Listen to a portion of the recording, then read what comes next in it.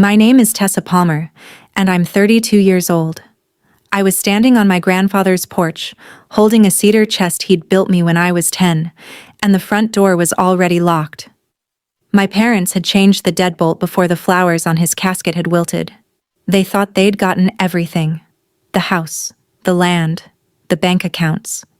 Every piece of a life Harold Palmer spent 60 years building. They didn't know about the $20 million he'd left me in an irrevocable trust, and I'm glad I kept it a secret. Because what happened 7 days later changed everything I thought I knew about my own family. But here's what none of them knew. My grandfather had been building one last thing before he died. And he'd built it for me.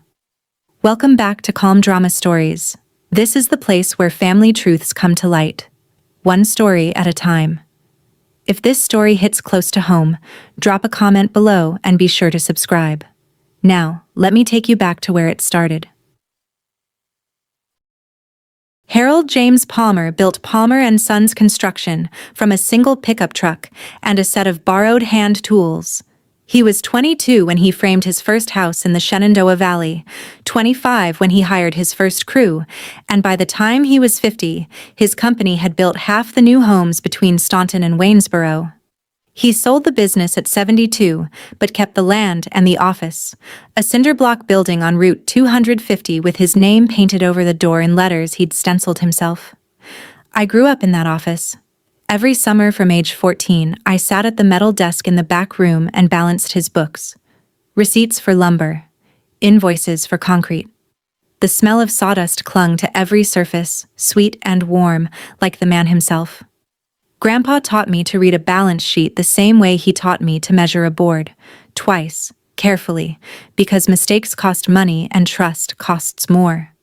When his Parkinson's diagnosis came, late stage, already progressing, I was the one who drove to his house every morning. I helped him eat. I read him the Staunton News Leader. I reconciled his accounts on his kitchen table while he dozed in the recliner. My parents were too busy. That's what they said. My mother Linda had her own reasons for staying away, but I didn't understand that yet. My father Robert showed up on Sundays sometimes, and stood in the doorway like a man visiting a stranger. 3 years I did this. 3 years of feeding him soup, and filing his taxes, and watching the strongest man I'd ever known shrink into his chair. The day before he died, he pressed his pocket watch into my hand. Sterling silver, worn smooth. Keep time for me, kiddo. I've worn it in my jacket pocket every day since. The funeral was at First Methodist in Staunton. 200 people filled the pews, old carpenters who'd worked Grandpa's crews, neighbors, the woman from the hardware store who'd sold him nails for 40 years. I sat in the third row, not the first. Linda had arranged the seating.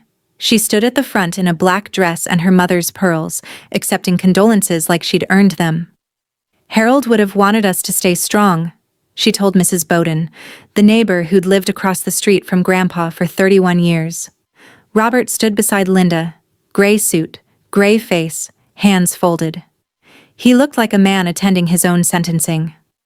My cousin Derek drove in from Charlottesville in a rental car, new suit, hair freshly cut. He shook hands like a real estate agent working an open house, which is exactly what he was. Nobody asked me to speak. I'd spent 3 years at Grandpa's bedside and nobody thought to hand me a microphone. After the service, the reception was in the church basement. Deviled eggs and sweet tea and people saying, "He's in a better place." I was standing near the coffee urn when I heard Linda talking to Mrs. Bowden. She didn't lower her voice. She didn't need to. "Grandpa just felt sorry for you, Tessa. That's the only reason you were ever here." I heard every syllable over the hum of the coffee maker and the murmur of 200 people pretending death was manageable. I didn't react. I wrapped my hand around the pocket watch in my jacket and squeezed until the winding crown pressed a circle into my palm. Derek found me by the coat rack 10 minutes later. He put his hand on my shoulder like we were close. "Listen, cuz, the family's got plans for the house. You should probably start packing your things from Grandpa's room." 2 days after the funeral, I drove to Grandpa's house to collect my things. The deadbolt was new. Brass, still shiny. Linda was standing on the porch with a cardboard box at her feet.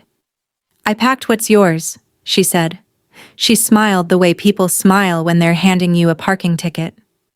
The box held a few changes of clothes, 2 paperbacks, my old college notebooks, and the cedar chest Grandpa had made me when I was 10. He'd planned the wood himself in his workshop, sanded it until the grain was silk, and carved my initials into the lid, TAP. Inside, I'd kept pencils, old report cards, a photo of Grandpa and me at the county fair. Linda's voice was sweet. The house is part of the estate now. Robert and I are handling everything. It's what your grandfather would have wanted. Behind the screen door, Robert stood holding a coffee mug. His hand trembled. Not from grief, from something else. Something I'd recognize later. He wouldn't look at me. Mrs. Bowden was across the street, watering her hydrangeas. She stopped and watched. She didn't wave. She just stood there with the hose running, and I knew she saw everything. I picked up the box, tucked the cedar chest under my arm. I'll need the rest of my things, I said. Linda tilted her head. There is no rest. I loaded the box into my Civic and drove 25 minutes east on Route 250 to my apartment in Harrisonburg. Apartment 3B, 600 square feet above a dry cleaner. The cedar chest rode on the passenger seat. When I parked, I checked my phone. 1 missed call from a 540 area code. No voicemail. I didn't call back yet. Grandpa had told me to wait. 6 months before he died, Grandpa called me into his workshop. He was in the wheelchair by then, hands curled, but his eyes were the same, sharp, patient, measuring. I need you to listen, he said. Don't write this down, don't tell anyone. He told me about the trust. An irrevocable trust, set up 15 years earlier with an attorney named Margaret Caldwell in Richmond. $20 million. Investments, bonds, the proceeds from selling Palmer and Sons, rental income from commercial properties he'd held quietly for decades. I was the sole beneficiary. I remember my mouth going dry. 20 million. The man who wore the same flannel shirt 3 days a week had built $20 million and told nobody. That's my whole life, he said. And I'm giving it to the only person who earned it. I tried to argue. He raised one trembling hand. Margaret will contact you after I'm gone. She'll explain the rest. Until then, you say nothing. Not to Robert, not to Linda, not to anyone. The rest? I asked. He looked at the pocket watch on the workbench. You'll understand when it's time.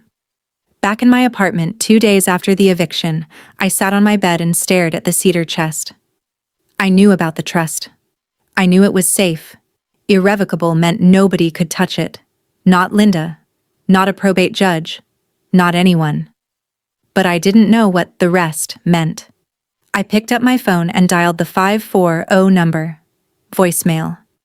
This is Margaret Caldwell's office. Please leave a message. I hung up. Grandpa had said to wait for her, so I waited.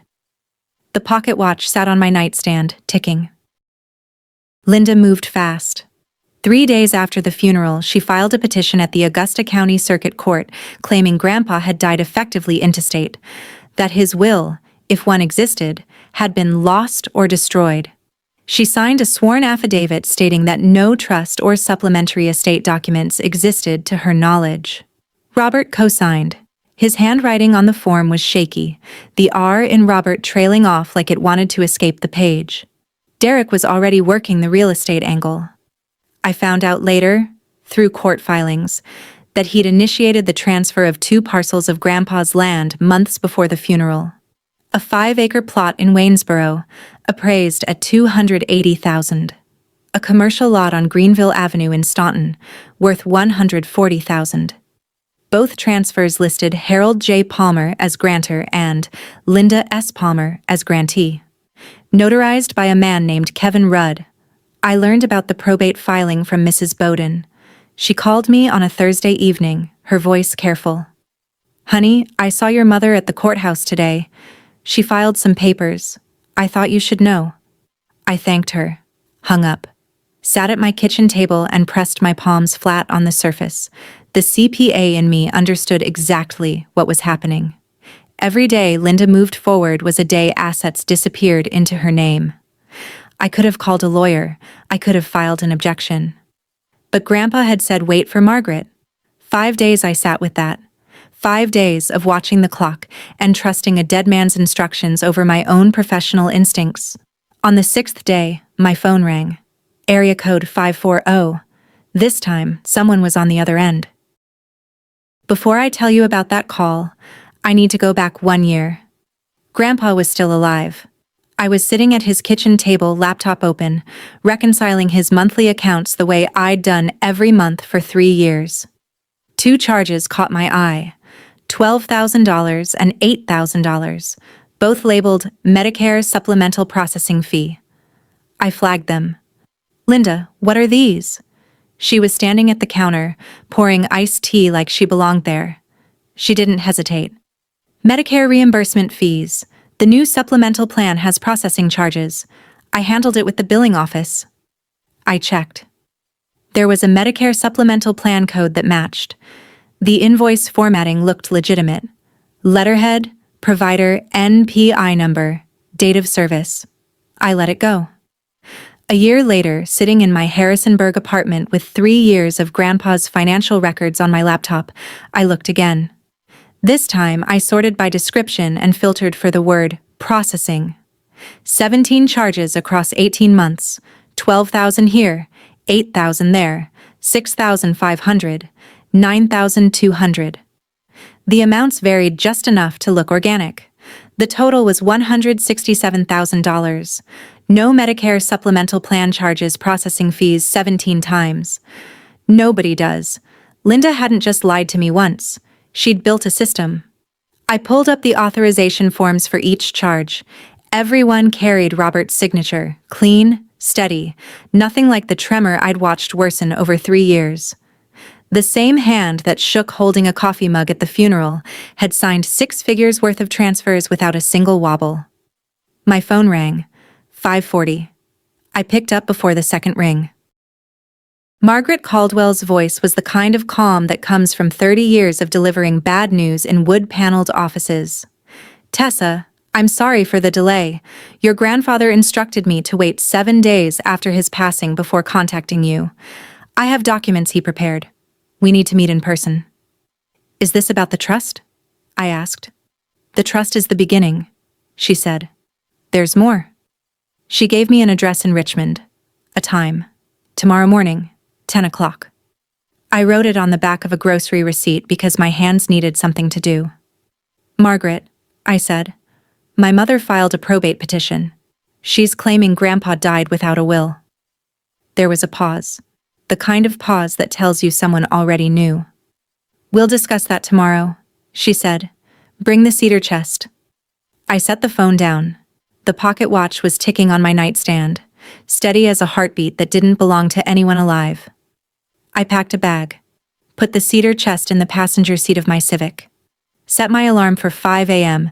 Richmond was 2 hours east on Moine 64, through the Blue Ridge, past Charlottesville where Derek sold houses to people who trusted him, past the exits for small towns where people still settled disputes with handshakes and paperwork. Grandpa had been a paperwork man. Receipts for every board, contracts for every job. He'd told me once, standing in his workshop with sawdust on his boots, people lie, Tessa. Numbers don't. I drove to Richmond the next morning. I didn't tell anyone where I was going. I sat in that car for 3 hours thinking about every time I balanced Grandpa's books, every suspicious number I'd flagged and then let go. If you've ever had that gut feeling about someone in your family, that quiet voice saying something isn't right, stay with me. Because what Margaret showed me the next day proved that sometimes the numbers don't lie, even when people do. Margaret Caldwell's office was on the 2nd floor of a converted townhouse on Gray Street in Richmond. Bookshelves floor to ceiling, leather chairs, a desk with a brass lamp that probably cost more than my rent. Margaret herself was about 65, silver hair pulled back, gold-rimmed glasses, hands that moved with precision when she opened the folder. Your grandfather hired me 15 years ago to establish and manage his trust, she said. But 2 years before he died, he asked me to do something unusual. He asked me to hire a forensic accountant. The accountant's name was Ray Mitchell. Margaret slid his report across the desk. 47 pages, bound with exhibits. I opened it and the CPA in me took over. My eyes tracked the columns before my brain caught up. Linda had moved $342,000 from Grandpa's personal accounts into 3 separate accounts over 28 months. One in her name, one in Robert's name, one under a shell company called Palmer Family Holdings LLC. Linda listed as sole member. The mechanism was elegant in a way that made my stomach turn. Fake vendor names, fake W-9 forms, invoices generated on a home computer with metadata timestamps that matched Linda's laptop. 17 Medicare processing fees were just the start. There were also property maintenance assessments, estate planning consultation fees, and a recurring charge labeled skilled nursing coordination that went to a P.O. box registered to Derek's real estate office. Your grandfather couldn't stop her, Margaret said. By the time Ray finished the audit, Harold's Parkinson's had progressed past the point where he could sign documents or testify. He couldn't fight her in court. She paused. But he could prepare someone who could. Margaret slid a second folder across the desk. The second folder was thinner. 6 pages. A lab letterhead I didn't recognize. Margaret folded her hands. Your grandfather ordered this test 18 months ago. A cheek swab he provided to his physician, compared against Robert's medical records from a routine physical. She let me read it. The summary was 3 lines. 3 lines that rearranged everything I thought I knew. Robert Allen Palmer was not the biological child of Harold James Palmer. Probability of paternity, 0.01%. Margaret spoke carefully. Your grandmother Gloria was pregnant when she and Harold married. Harold knew. Gloria confessed before the wedding. He married her anyway and raised Robert as his own son. I stared at the lab seal. The room was very quiet. Harold never held it against Robert, Margaret continued. He loved your father. But 3 years ago, when Linda started moving money, Harold realized something he hadn't wanted to face. Robert knew. He'd known since he was 18. Gloria told him on her deathbed. And Linda discovered the secret early in their marriage. She used it. Used it how? Leverage. Every time Robert hesitated, every time he questioned a document she put in front of him, Linda reminded him that one phone call could tell the world Harold Palmer's only son wasn't really his son. Robert signed whatever she asked because he was terrified of losing the only identity he'd ever had. I set the folder down. My father wasn't my grandfather's blood. But Grandpa had chosen him anyway. Chosen to marry Gloria, chosen to raise Robert, chosen to give him his name and his company and 40 years of patience. And Robert had repaid that choice by handing the keys to a woman who stripped the house while the old man was still breathing. Margaret said, There was one more thing in the folder. Did Harold give you a wooden chest? Margaret asked. Cedar. Hand-planed. About this size. She held her hands apart, the exact dimensions of the chest sitting in my passenger seat. I nodded. Check the bottom panel, she said. There's a false bottom. Harold built it himself. I drove back to Harrisonburg with the folders on my passenger seat and the cedar chest balanced on top of them. My apartment was quiet. Late afternoon light came through the window above the kitchen sink, making the dust particles look like snow. I set the chest on my bed, opened it, took out the pencils, the old report cards, the county fair photo. Grandpa and me, 2004, standing beside a blue ribbon tomato that wasn't even ours. I ran my fingers along the bottom panel. Cedar, smooth as skin. Then I found the seam. A hairline crack along the left edge that didn't match the grain. I pressed. The panel shifted. A 1/4 inch of hidden space underneath. The smell hit me first. Sawdust. Not stale. It smelled like his workshop. Like he'd sanded something just yesterday and packed the shavings in as insulation. There were 2 items in the false compartment. A sealed envelope, heavy cream paper, the flap secured with a circle of red wax. the kind Grandpa used to seal letters when he was being formal, which was almost never. And a small key. Brass. Unmarked.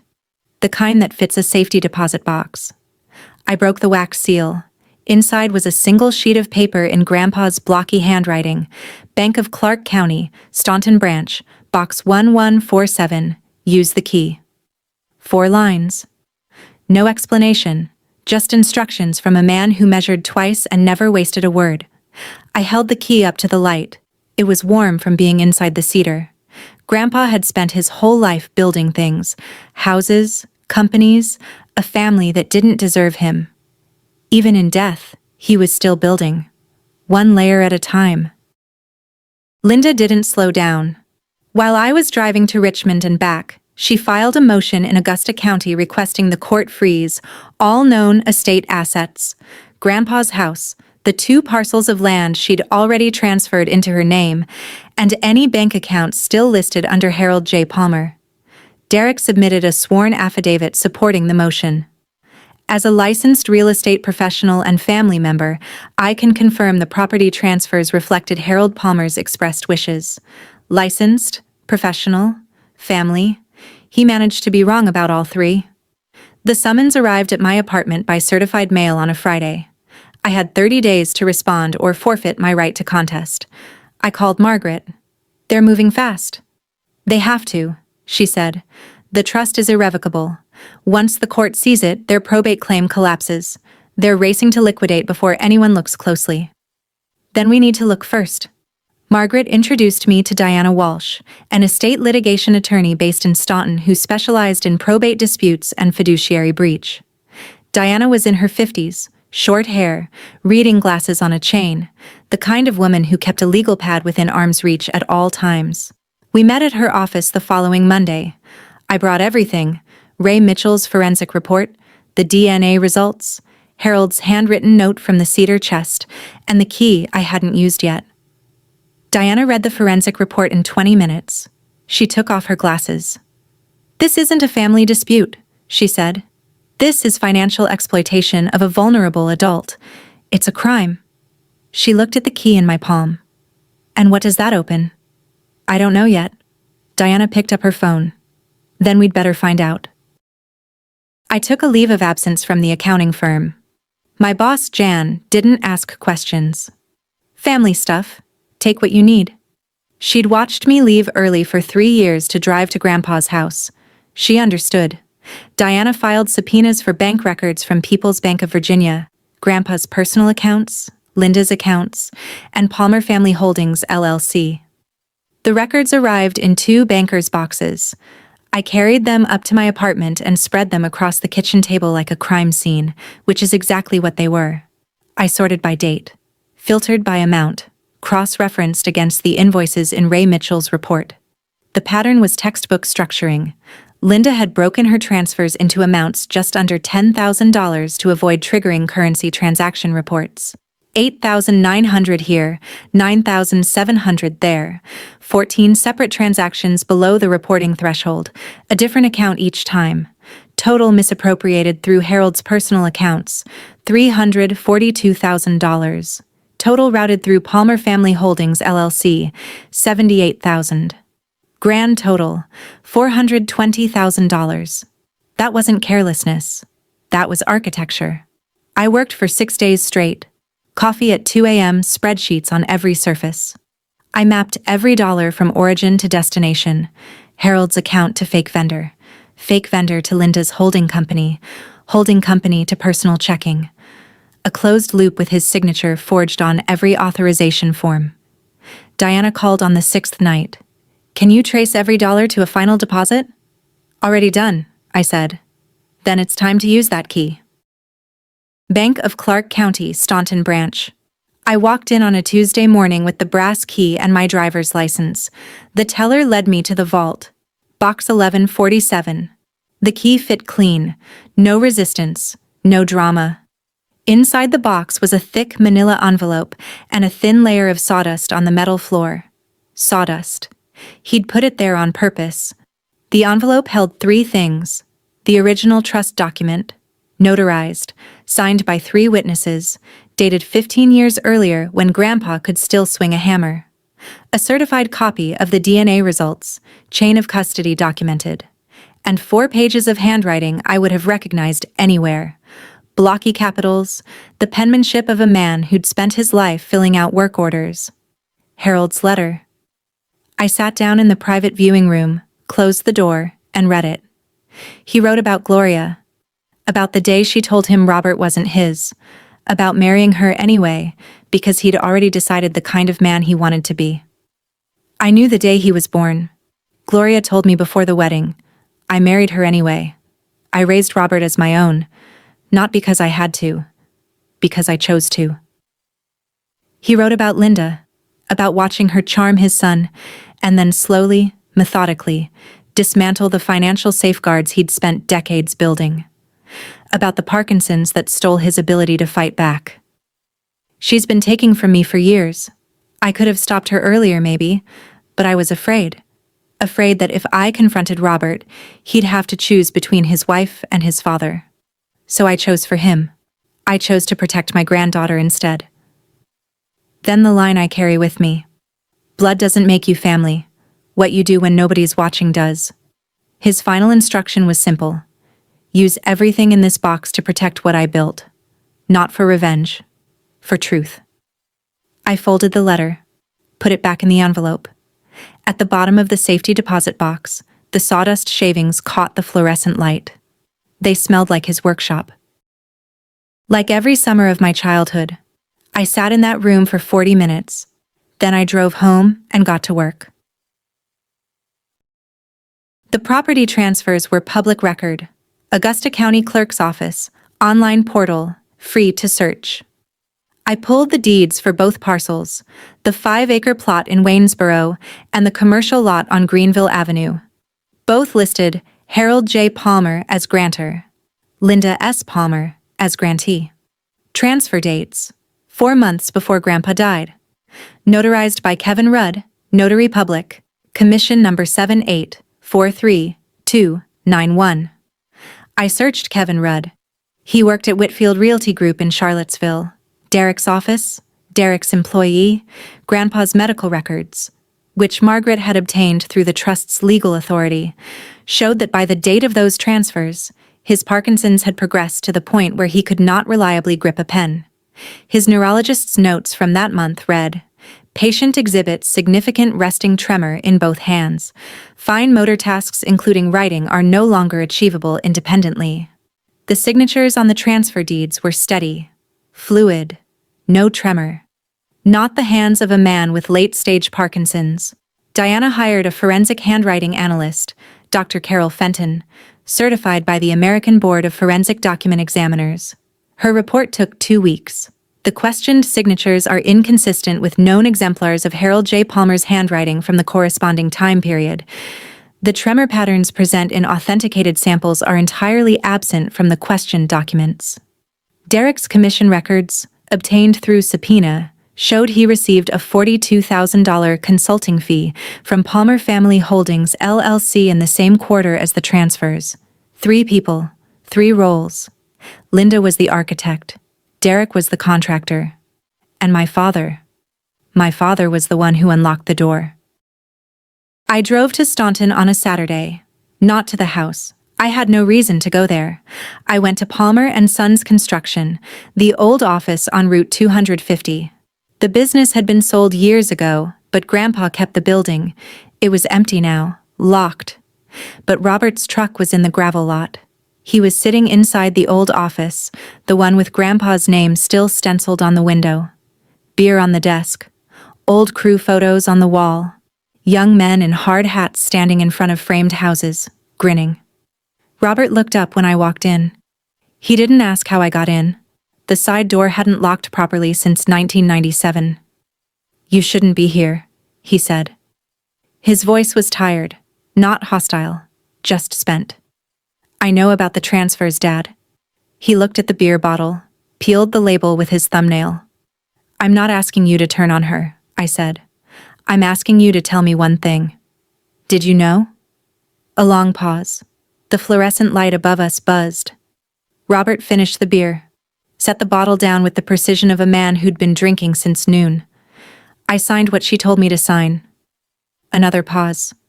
I didn't know how much. Half-truth. I could hear it in the way his voice dropped on how much. The emphasis was wrong, like a witness who'd rehearsed only part of the script. And Grandpa? I asked. Did you know about— Don't. He cut me off. One word. Sharp. Like a nail gun. I stood there for another minute. The photos on the wall showed a man who used to build things alongside his father. The man in front of me had let someone else tear them down. I left. Drove back to Harrisonburg. The numbers would say what he wouldn't. I stood in that empty office, surrounded by photos of a company my grandfather built with his own hands, and I realized something. The fraud wasn't just about money. It was about erasing him. Erasing everything he'd built and everyone he'd trusted. If you've ever watched someone's legacy get dismantled by the people who should have protected it, you know exactly why I couldn't walk away. Diana's office had a whiteboard. By the time we were done, it looked like a conspiracy documentary. Red lines connecting names to accounts, blue lines connecting accounts to properties, green lines marking the timeline. Here's the strategy, Diana said. Step 1. We file an objection to Linda's probate petition and present the irrevocable trust. That removes the $20 million from the estate entirely. Step 2. We present the forensic accounting evidence to invalidate the property transfers. Forged signatures, fraudulent notarization, fiduciary breach under the power of attorney. Step 3. We refer the criminal evidence to the Augusta County Commonwealth Attorney. She tapped the DNA folder. And this? The DNA doesn't disqualify Robert from inheriting. Harold raised him. Legally, he's Harold's son regardless of biology. But it destroys their credibility. Linda and Robert's entire probate claim rests on the argument that they're Harold's only real family, and I'm just the granddaughter who visited sometimes. The DNA shows that the person they're calling Harold's rightful heir isn't his biological child. And the person Harold actually chose to trust his legacy to is sitting in this chair. I stared at the whiteboard. I don't want to destroy my father. Then we focus on Linda and Derek. Robert's involvement level will emerge naturally during proceedings. If he cooperated passively, the court will take that into account. She paused. But Tessa, you need to be prepared. When this goes to hearing, everything comes out.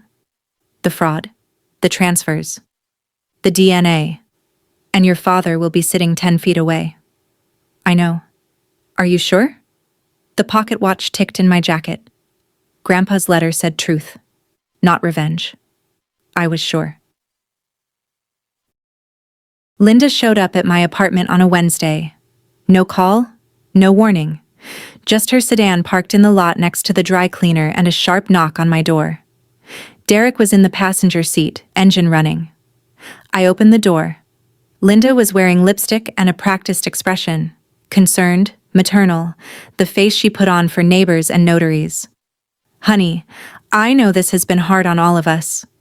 But your father and I think it's best if we handle the estate together. As a family. Margaret Caldwell is handling Grandpa's affairs, I said. Linda's face changed. The name hit her like a cold draft. She recovered in about 2 seconds. Impressive, really. Margaret retired years ago. She didn't. Linda tried a different angle. The concerned tilt of the head. The softened voice. Your grandfather wouldn't want lawyers tearing this family apart, Tessa. He always said family comes first. Grandpa is the one who hired the lawyer. The practiced expression slipped. Underneath it was something hard and bright, like the edge of a blade catching light. You don't know what you're starting, she said. I know exactly what I'm starting. She left. I watched from the window as she got in the car. Derek leaned over to say something. Linda shook her head. Derek made a phone call as they pulled out of the lot. I turned back to the kitchen table. 2 bankers' boxes of records. 47 pages of forensic accounting, a handwriting expert's report, a DNA lab analysis, a letter from a dead man who built houses and kept promises. 3 days later, I got the court date. 2 weeks before the hearing, Diana and I ran through the exhibits one more time. 47 pages of bank records, 11 documents with forged signatures, property transfer records with fraudulent notarization, fake W-9 forms with vendor names that didn't exist, Ray Mitchell's sworn affidavit detailing 28 months of structured transactions, Dr. Carol Fenton's handwriting analysis, Kevin Rudd's deposition, the DNA lab certification with unbroken chain of custody, Mrs. Bowden's affidavit, 4 pages of observations from a woman who'd watched my family from across the street for 31 years, and Harold's letter, authenticated by Margaret. Diana coached me for the witness stand. "You're not arguing," she said. "You're reading a balance sheet. Do exactly what you do every day at work." I practiced. Calm voice, clear answers, point to the exhibit. Let the numbers speak. My boss Jan called that week. "There's talk in town," she said. "People are asking questions about your family." Staunton was small. 4 degrees of separation, maybe 3. Word traveled through church committees and hardware store checkout lines faster than any filing reached the courthouse. Linda had hired an attorney, Philip Brock. Local, aggressive, known for estate challenges. He filed a motion to dismiss, arguing the trust was created under undue influence by me over Grandpa during his final years. I read the motion at my kitchen table. Undue influence. By the granddaughter who changed his bedsheets, heated his soup, and filed his taxes while his son's wife was forging his signature on bank transfers. Diana said, "He's reaching." The trust was created 15 years ago, when Harold could still swing a hammer. A physician's letter confirms competency at every update. "Then let him reach," I said. Mrs. Bowden called me on a Sunday after church. "Honey, Linda's been telling people you're contesting your grandfather's wishes, that you're trying to steal the house out from under your own parents." I started to explain. "That's not—" "I know it's not," she said. "I watched you drive to that house every single day for 3 years. Winter, summer, that awful ice storm in February. I never once saw Linda." She paused. "But I did see her. Twice. Both times she came with file boxes and left without them. And once I saw your cousin Derek out there with a measuring tape, walking the property line." Mrs. Bowden was 74. She'd been a school secretary for 30 years, the kind of woman who noticed when a child wore the same shirt 2 days running or a parent signed the wrong name on a permission slip. She missed nothing. "I'd like to testify, if it helps," she said. "I may be old, but my eyes work fine and my memory's better than most." Diana added her to the witness list. Character witness for the kind of caretaker I'd been. Timeline witness for the kind of activity Linda and Derek conducted at the house. 2 days later, Derek called me, first time we'd spoken since the funeral. "'Cause, you really want to do this? Think about Uncle Robert. Think about what comes out." There it was. The threat. He thought I didn't know about the DNA. He thought it was leverage. That the fear of Robert's secret being exposed would make me fold. "I've thought about it," I said. I hung up. Derek had just played his last card. He didn't know I was holding the whole deck. The night before the pre-trial conference, Robert called. His voice was rough. Late-night rough, the kind that comes with whiskey or crying or both. "I can't stop her," he said. "I know. If this goes to court, everything comes out. Everything." "I know that too." A long silence. I could hear him breathing. Somewhere behind him, a door closed. Linda, probably, moving through the house that wasn't hers. "He knew, didn't he?" Robert said. "Your grandfather. He knew about me." I'd prepared for a lot of scenarios. I'd practiced financial testimony with Diana. I'd rehearsed presenting exhibits. But I hadn't prepared for my father asking me, at 11:30 at night, if the man who raised him knew he wasn't his son. "He knew," I said. "And he chose you anyway." The silence stretched. I heard Robert set something down. A glass, maybe. "I don't deserve that." "Maybe not. But he gave it to you anyway. That's who he was." He hung up without promising anything. No commitment to testify. No commitment to stop Linda. Just the click of a deadline and the faint sound of his truck starting in the background, which meant he was at the old office again, drinking alone in a building with his father's name on the window. I sat on my bed in apartment 3B, the pocket watch on my nightstand ticked steady. I didn't sleep. I went over the numbers one more time, not because I needed to, but because numbers were the thing I trusted and people lately were not. The pre-trial conference was at 9 a.m. Whatever Robert chose, I'd be there. Augusta County Circuit Court. Courtroom 2. Judge Martha Hensley presiding. 50-ish, no nonsense, the kind of judge who read every filing before the hearing started. Philip Brock opened for Linda. He stood at the lectern with his sleeves rolled and his voice calibrated for sympathy. Your Honor, this trust was created during a period when Harold Palmer was vulnerable. His granddaughter Tessa Palmer was his sole caretaker and had unrestricted access to a man suffering from progressive Parkinson's disease. We believe the trust instrument reflects undue influence, not Harold Palmer's genuine wishes. Diana stood. No dramatics. Your Honor, the trust was established 15 years ago, when Mr. Palmer was 70 years old, fully competent, and still running a construction company. It was witnessed by 3 independent parties and notarized. It was updated once, 2 years before Mr. Palmer's death, during a documented competency window confirmed by his primary care physician. We have the physician's letter. She held up the exhibit binder. We're prepared to present the original trust instrument, along with evidence of extensive financial irregularities in the management of Mr. Palmer's estate by the petitioner. Judge Hensley looked at Brock. I'll need to see the original trust instrument at the evidentiary hearing. I'm also ordering both parties to provide full financial accounting of any estate assets they've accessed, transferred, or managed during the past 3 years. Brock hesitated. Behind him, Linda leaned forward and whispered urgently. Brock said, "The petitioner would prefer to limit discovery to full accounting, counselor. Both sides. Evidentiary hearing is set for October 14th. Linda's face when the judge ordered mutual accounting was the first crack I'd seen. Small, a tightening around the eyes, the jaw setting half a degree. But I recognized it. It was the face of a woman whose system had just been audited. I learned what happened next through court filings and depositions. Derek called Linda the night after the pre-trial conference. They're going to pull the property records, he said. My name is on the notary chain. Kevin's name is on the notary chain.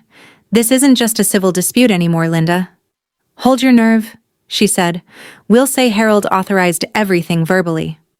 Verbal authorization from a man with Parkinson's who couldn't hold a pen? That's not going to fly.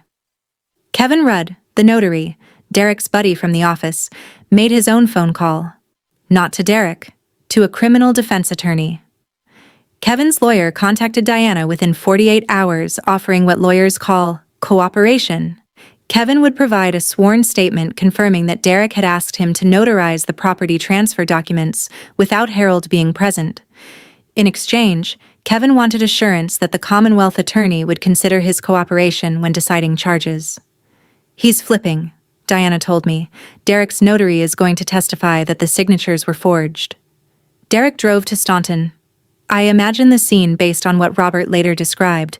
Derek in the kitchen of Grandpa's house, pacing. Linda at the counter. Robert at the table. You said this was simple, Derek said. In and out. Nobody gets hurt. Nobody was hurt, Linda said. We're family. That money was always supposed to be ours. Tessa's family too, Derek said. Linda picked up her coffee cup. Tessa is a bookkeeper with a grudge. Robert quietly from the table. She's our daughter. Linda didn't respond. She sipped her coffee and changed the subject to the hearing date, as if the word daughter was something she could schedule around. Diana's office, 1 week before the hearing. We did a final walkthrough of every piece of evidence we planned to present. The trust instrument, 15 years old, ironclad, physician-certified competency at every update. Ray Mitchell's forensic accounting affidavit, 47 pages tracing $420,000 from Harold's accounts to Linda's. 11 forged authorization documents with Dr. Carol Fenton's handwriting analysis, concluding the signatures were inconsistent with Harold's known handwriting. Property transfer records showing 2 parcels worth $420,000 moved to Linda's name with forged notarization. Kevin Rudd's sworn statement confirming he notarized the transfers without Harold present. Derek's commission records showing $42,000 in payments from Palmer Family Holdings, LLC. The DNA lab results with certified chain of custody. Mrs. Bowden's affidavit. And Harold's letter, authenticated by Margaret, who would testify in person. Diana closed the binder. "This isn't a case anymore," she said. "This is an audit with a gavel." Margaret would testify about the trust and Harold's instructions. Ray Mitchell would present the financial analysis. Dr. Fenton was available by video deposition. Mrs. Bowden had pressed her church dress and told me she'd be in the front row. I touched the pocket watch in my jacket. It was warm from my body heat, the way it used to be warm from Grandpa's. "Let's go," I said. The hearing was on a Tuesday in October. The maples along Route 250 were turning red. The deep, honest red that comes only when the nights get cold enough to strip away everything a tree doesn't need. Augusta County Circuit Court, Courtroom 2, wood-paneled walls, fluorescent lights, an American flag that needed ironing, the kind of room where property disputes and custody battles played out every Tuesday while the rest of Staunton went to work. Left side, Diana Walsh at counsel's table, me beside her.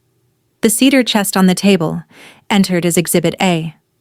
Margaret Caldwell behind us, silver hair, gold glasses, hands folded on her lap. Ray Mitchell beside her with 2 copies of his report. Right side, Philip Brock, yellow legal pad, pen clicking. Linda next to him in navy blue, posture rigid, pearls again, the same pearls from the funeral, as if reputation could be worn like jewelry. Robert at the end of the table, gray face. He stared at the wood grain and didn't look up. Derek sat in the first row of the gallery, closest to the exit.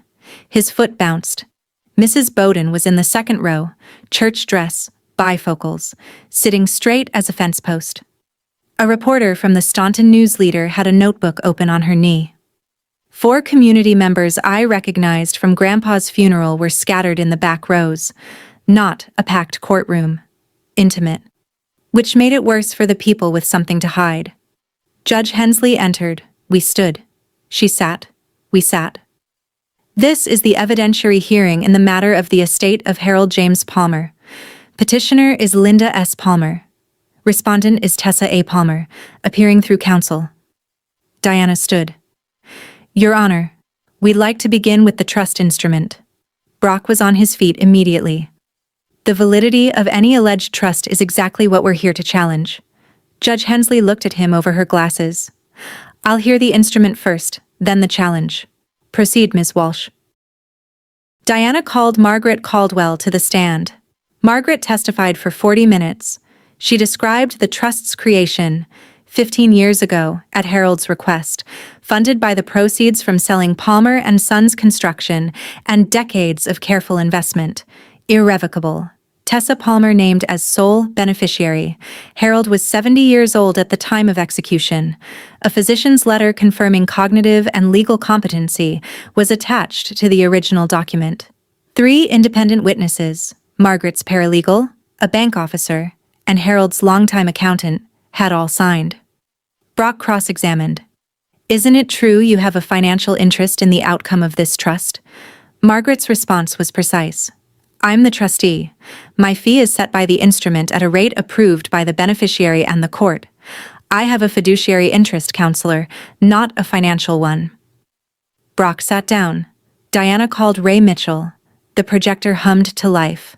Ray's spreadsheets filled the screen, columns of dates, amounts, account numbers, vendor names. He walked the court through 28 months of transactions. $342,000 from Harold's personal accounts to 3 accounts controlled by Linda. $78,000 through Palmer Family Holdings, LLC, fake vendor names that didn't correspond to any registered business in Virginia. W9 forms generated on a home computer, the metadata timestamps matching the device registered to Linda's email address. 17 charges labeled Medicare Supplemental Processing that no Medicare plan had ever assessed. Then the property transfers. Dr. Carol Fenton's video deposition played on the courtroom monitor. Her conclusion was clinical. The questioned signatures are inconsistent with known exemplars. The tremor patterns present in authenticated samples from the same time period are entirely absent from the questioned documents. In my professional opinion, these signatures were not produced by Harold J. Palmer. Kevin Rudd's sworn statement, read aloud by Diana. Mr. Whitfield asked me to notarize the documents. Mr. Palmer was not present. I was told he had signed them earlier at home. I did not verify. Derek's face drained. He whispered something to Brock, who ignored him. Linda sat rigid, jaw locked, hands clasped so tightly her knuckles had gone white. Judge Hensley removed her reading glasses and looked directly at Brock. Counselor, does your client wish to respond to the accounting discrepancies? Brock straightened his tie.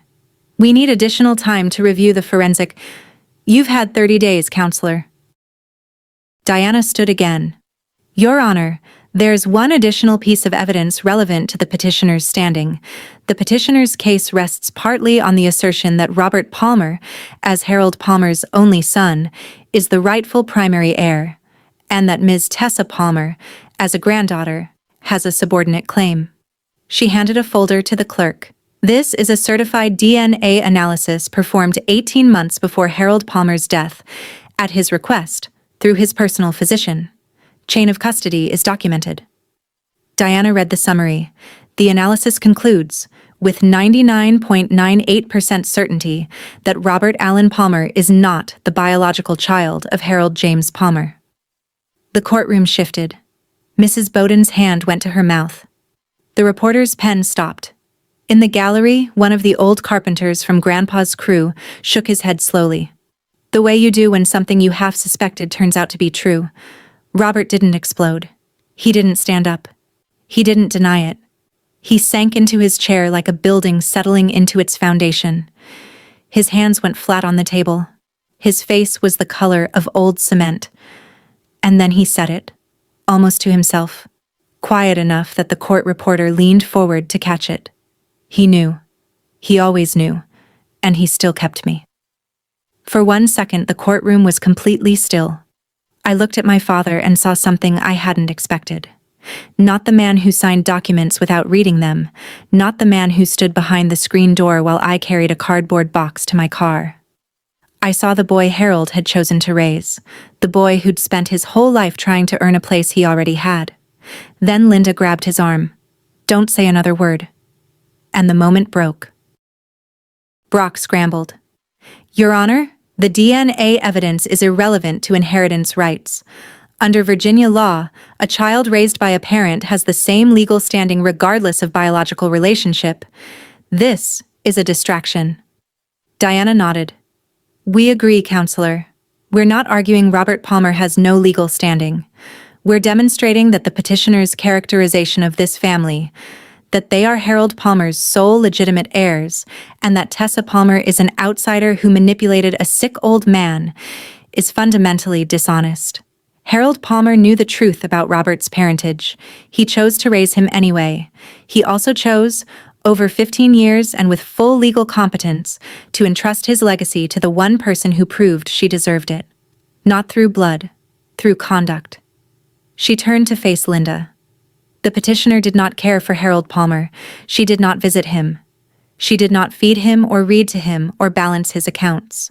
What she did was forge his signature, create fictitious vendors, structure financial transactions to avoid federal reporting thresholds, and file a fraudulent probate petition under oath. Linda couldn't hold it.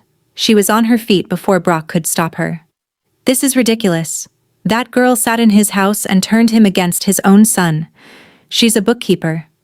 She doesn't deserve— Mrs. Palmer, sit down, Judge Hensley said. Linda didn't sit. Her voice pitched higher. She poisoned him against us. She took advantage of a sick old man who didn't know what he was. I spoke. I didn't raise my voice. I use the same tone I use when I'm reading audit findings to a client who already knows the numbers are bad. He didn't feel sorry for me. He felt sorry for you. Linda stopped. Her mouth opened. Nothing came out. The courtroom was silent except for the scratch of the reporter's pen and the pocket watch ticking against my ribs. Judge Hensley said, "Sit down, Mrs. Palmer. I won't ask again." Linda sat. Her hands were shaking. Not like Robert's. Not with grief or shame. With rage. The kind that comes when the story you've been telling yourself for 30 years gets read back to you by someone who checked the receipts. Judge Hensley issued her ruling from the bench. The irrevocable trust was valid, established during documented competency, properly witnessed, legally binding. The property transfers were void, forged signatures, fraudulent notarization, fiduciary breach. She ordered full restitution of all misappropriated funds. She referred the criminal evidence to the Augusta County Commonwealth Attorney's Office for investigation. Brock didn't appeal. Linda sat motionless while the ruling was read. Derek was already gone. He'd slipped out during the DNA testimony and hadn't come back. The hallway outside the courtroom smelled like floor wax and old radiators. I was walking toward the exit, the cedar chest under my arm, when I heard footsteps behind me. "Tessa." I stopped. Robert stood 3 feet away. His tie was loose. His eyes were red. "I signed what she told me to sign."